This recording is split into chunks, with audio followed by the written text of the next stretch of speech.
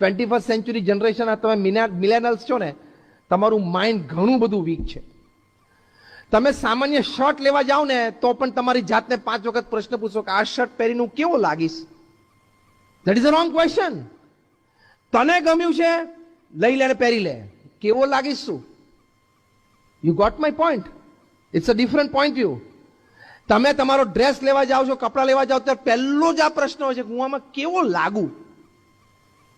હા કે ના? ટેલ મી અ બોલ્ડ યસ ઓર નો. એ ખોટો પ્રશ્ન પૂછો તમે તમારી જાતને. પ્રશ્ન એ પૂછવાનો છે કે મને ગમે છે. Finish. I am buying it, it's my money, I have to wear it and I wear it because I like it. As simple. અને કોક તમને એમ કદાચ કંઈ પણ દે કે this is not good on you.